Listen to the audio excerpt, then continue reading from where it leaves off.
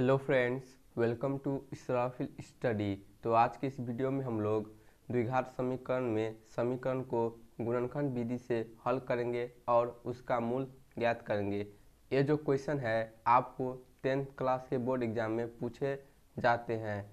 आपको 2 नंबर या ऑब्जेक्टिव में पूछा जाएगा, तो आपको बहुत ही अच्छे से समझना है, इससे कि आपको बोर्ड एग्जाम में अच्छे नंबर प्राप्त हो सके। तो देखिए दोस्तों, क्वेश्चन है गुणनखंड द्वारा समीकरण 2x² माइनस 5x प्लस 3 बराबर 0 के मूल ज्ञात कीजिए। यानी हमें इस समीकरण को गुणनखंड विधि द्वारा हल करना है और इसका मूल ज्ञात करना है। मूल ज्ञात करना मतलब हमें x का मान निकालना है। तो दोस्तों देखिए इसका हल। तो समीकरण है 2x² माइनस 5x प्लस 3 बराबर 0। तो इसे हम गुणनखंड विधि द्वारा हल करेंगे, यानी हम इसको गुणनखंड करेंगे। तो गुणनखंड करने का कॉन्सेप्ट क्या है दोस्तों? तो देखिए, पहला कॉन्सेप्ट ये है कि हम इस तीनों में से देखेंगे कि कुछ कॉमन आ रहा है कि नहीं। यानी हम देखेंगे कि 2x² माइनस 5x प्लस 3 में से कुछ कॉमन आ रहा है कि नहीं। दोस्तों यहाँ से कुछ कॉमन नहीं आ रहा है, तो कुछ कॉमन नहीं आ रहा है तो अब हम इसे छोड़ देंगे। अब हम दूसरा कॉन्सेप्ट देखेंगे। तो दूसरा कॉन्सेप्ट ये है, इसकी पहली संख्या 2 है और लास्ट वाली संख्या क्या है? 3 है। तो इस दोनों के बीच हम गुना कर देंगे, यानी 2 और 3 को गुना करेंगे तो क्या होगा? 6 होगा। कॉन्सेप्ट देखिए दोस्तों, यहाँ इसकी पहली संख्या और लास्ट वाली संख्या 3 है, तो दोनों को गुना करेंगे तो 2 तिया 6। अब यहाँ देखिए, इसकी लास्ट वाली संख्या क्या है? 3 है और इसका चिन्ह क्या है? प्लस है। तो दोस्तों हमें इस 6 को इस तरह तोड़ना है कि प्लस करने पर ये माइनस 5x हो जाए। एक बार और देखिए दोस्तों, इसकी लास्ट वाली संख्या 3 है, तो हमें 6 को इस तरह तोड़ना है कि प्लस करने पर माइनस 5x हो जाए। तो दोस्तों 6 को हम क्या लिख सकते हैं? 3 दूनी 6, यानी इसे अगर हम गुणनखंड करेंगे तो क्या होगा? ये 2 गुने 3 होगा। तो दोस्तों यहाँ देखिए, इसका गुणनखंड प्राप्त हुआ 2 गुने 3। तो हमें इस दोनों को जोड़कर -5 लाना है। क्यों जोड़ना है दोस्तों? क्योंकि यहाँ देखिए प्लस का चिन्ह है, इसकी लास्ट वाली संख्या का प्लस चिन्ह है, तो जोड़कर हमें -5 लाना है। तो दोस्तों यहाँ देखिए, अगर हम +2 और +3 को जोड़ेंगे तो क्या होगा? +5 होगा। लेकिन हमें तो -5x लाना है, तो दोस्तों हम तो माइनस में भी जोड़ सकते हैं। यानी माइनस माइनस क्या होता है? प्लस होता है, लेकिन चिन्ह माइनस का। यानी हम -2 और -3 को जोड़ेंगे तो क्या होगा? -5 होगा। ठीक होगा कि नहीं? यानी हम माइनस में भी जोड़ सकते हैं। तो हमने माइनस में क्यों जोड़ा? क्योंकि हमें यहाँ माइनस लाना है। तो देखिए दोस्तों, अगर हम -2x -3x को जोड़ेंगे तो -5x हो जाएगा। तो इस तरह हम गुणनखंड करते हैं। यह है गुणनखंड करने का कॉन्सेप्ट। पहला कॉन्सेप्ट क्या है कि इस तीनों के बीच हम कॉमन निकालेंगे, और कॉमन है तो, अगर नहीं है तो उसे हम छोड़ देंगे। उसके बाद हम इसकी पहली संख्या और लास्ट संख्या बीच गुना करेंगे, और गुना करके जो हमारा संख्या आया है उसे हम इस तरह तोड़ेंगे कि इसकी लास्ट वाली संख्या 3 है और इसका चिन्ह प्लस है, तो हमें प्लस करके ये बीच वाली संख्या लाना होता है। तो इस तरह हम गुणनखंड करते हैं। तो यही है दोस्तों गुणनखंड करने का कॉन्सेप्ट। अब हम इसे हल कर लेते हैं। तो हम लिखेंगे 2x²। अब यहाँ देखिए, अब हम -5x की जगह क्या लिख सकते हैं? -2x -3x। ठीक, हमने इसे गुणनखंड कर दिया। तो हम -5x की जगह लिखेंगे -2x -3x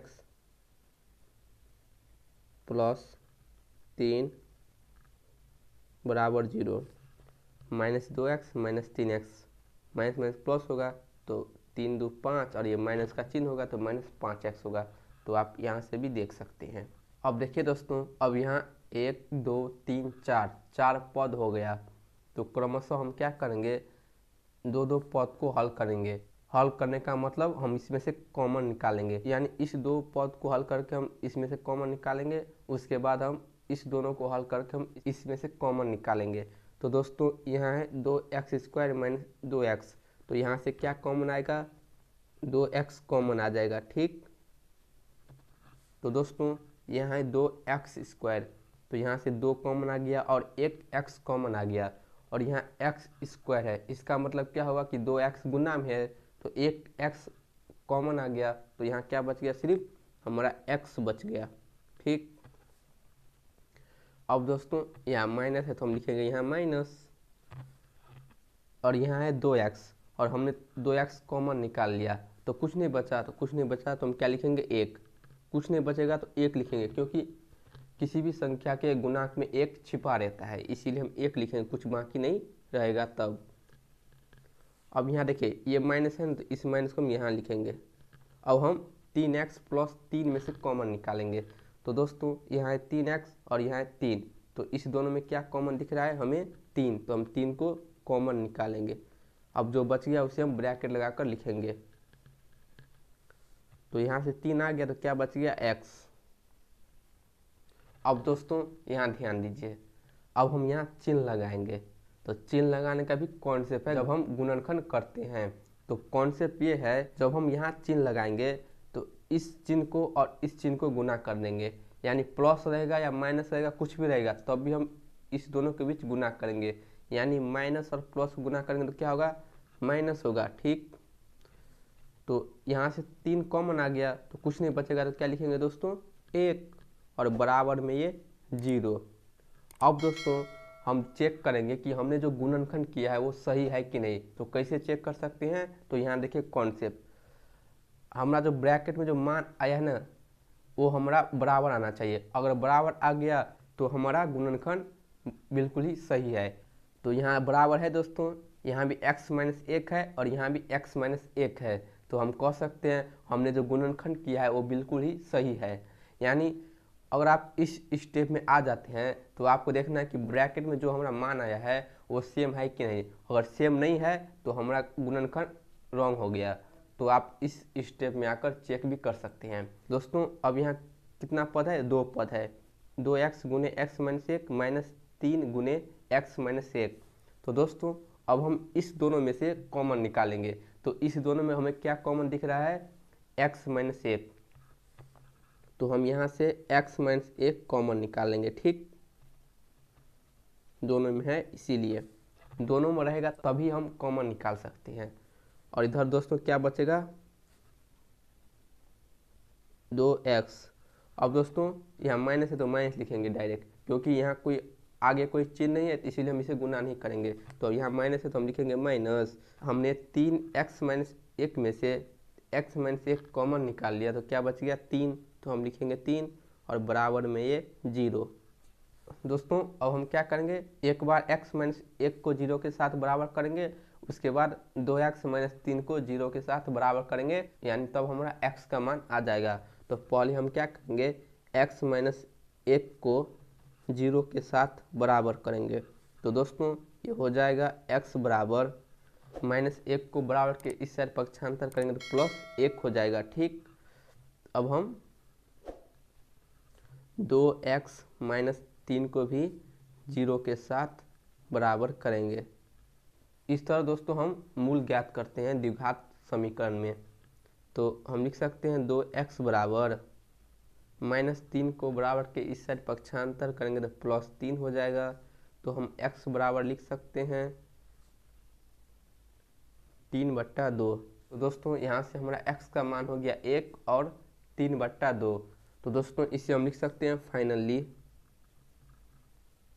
देयरफॉर x बराबर 1 और 3/2 मान है। ठीक, तो दोस्तों इस तरह हम द्विघात समीकरण को गुणनखंड द्वारा हल करेंगे और उसका मूल ज्ञात करेंगे। अगर आपको गुणनखंड करने का कॉन्सेप्ट पता है तो आप आसानी से किसी भी क्वेश्चन का हल कर सकते हैं।